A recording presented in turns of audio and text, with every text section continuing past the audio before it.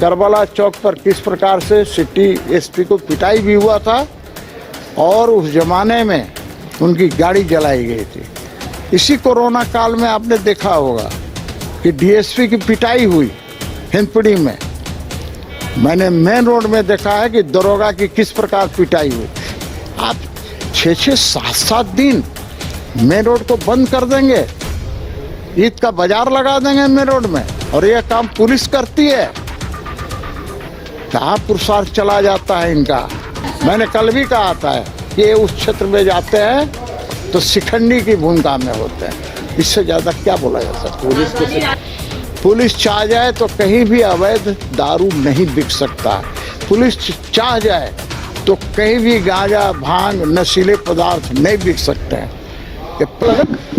देखिए, हमारा सरना समाज सिरम टोली जो सरना स्थल है उसको लेकर आंदोलनरत है, और उसी क्रम में आज रांची बंद का भी आह्वान किया है। मैंने भी विधानसभा के अंदर इस बात को रखा था और माननीय मुख्यमंत्री जी ने कहा था कि चिंता करने की ज़रूरत नहीं है, सरहुल मनेगा और बढ़िया से मनेगा। भाई, चिंता करने की बात मुझे लगा था कि कुछ कटाक्ष के रूप में ही उन्होंने कहा है। मैं इतना जरूर करना चाहता हूँ, उस दिन भी मांग किया था कि इसका पटाक्षेप होना चाहिए, चाहे जिस ढंग से हो। आदिवासी समाज को, सरना समाज को समझाकर, बुझाकर, उनकी बातों को मांगकर एक रास्ता निकालना चाहिए। लेकिन सदन के अंदर तो सरकार कोई भी सटीक उत्तर देती नहीं है और न उस समाधान करने का कोई प्रयास करते हैं। वैसी स्थिति में मैं इतना जरूर कहूँगा कि कोई भी काम बातचीत के आधार पर होनी चाहिए। किसी को भी कानून व्यवस्था अपने हाथ में लेने का प्रयास नहीं करना चाहिए। अभी भी मैं सरकार से कहूँगा कि इसका पटाक्षेप जल्द करें, क्योंकि 1 तारीख को सरहुल है, समय नहीं है। उसके पूर्व ही इसका पटाक्षेप हो जाए, बैठकर उनके प्रतिनिधियों के साथ बातचीत कर उसका हल निकाल दिया जाए, तो मैं समझता हूँ कि आगे इस तरह की घटनाएं नहीं होंगी। देखिए, दिक्कत क्या है ना, ये तो वही काम करेंगे ना, ये सब इंडी गठबंधन वाले लोग हैं ना, ये सब के सब सनातन विरोधी गठबंधन वाले लोग हैं। और इसीलिए स्टालिन जब कहता है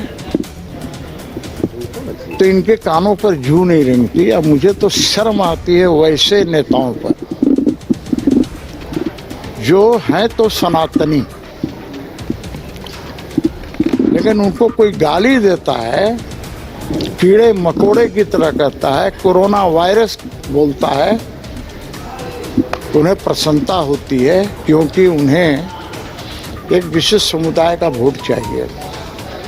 ये वोट के लिए इतना नीचे गिर सकते हैं कि मैं आगे क्या बताऊं। आगे वो शब्द बोलूँगा तो अच्छा भी नहीं रहेगा। बिल्कुल आज भी मैं कायम हूँ उस बात पर। मैंने तो चुनौती दिया था कि पुरुषार्थी बनते हो उस क्षेत्र में जाकर बनते हो जहाँ लोग प्रतिरोध नहीं कर पाते हैं। और मैंने उदाहरण दिया था और मैंने अपनी आंखों से देखा है कि बरसों पहले, मैं विधायक नहीं था, करबला चौक पर किस प्रकार से सिटी एसपी को पिटाई भी हुआ था और उस जमाने में उनकी गाड़ी जलाई गई थी। इसी कोरोना काल में आपने देखा होगा कि डीएसपी की पिटाई हुई हिंदपीढ़ी में। मैंने मेन रोड में देखा है कि दरोगा की किस प्रकार पिटाई हुई। पुरुषार्थ कहाँ चला जाता है भाई। मेरा ये कहना है, आप 6-6, 7-7 दिन मेन रोड को बंद कर देंगे, ईद का बाजार लगा देंगे मेन रोड में, और यह काम पुलिस करती है। कहाँ पुरुषार्थ चला जाता है इनका। रातू रोड में, अपर बाजार में, करमटोली में, हरमू रोड में, ये वही हरमू रोड किशोरगंज की बात मैं कर रहा हूँ। ये पुरुषार्थी बन जाते हैं। शर्म आनी चाहिए, चूल्हू भर पानी में डूब।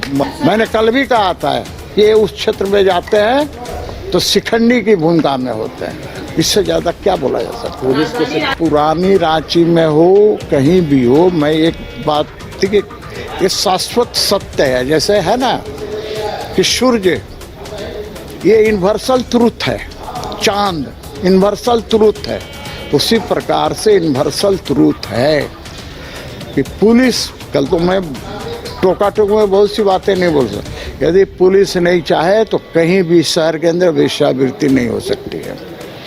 पुलिस चाह जाए तो कहीं भी अवैध दारू नहीं बिक सकता।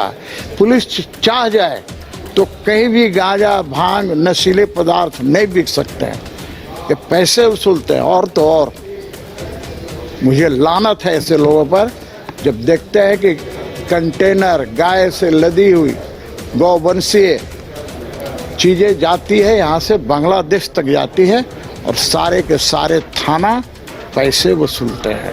ये सुदीप सोनू जी एक अच्छे वक्ता है, एक जानकार व्यक्ति हैं, मंत्री हैं, अच्छी बातें बोलते हैं।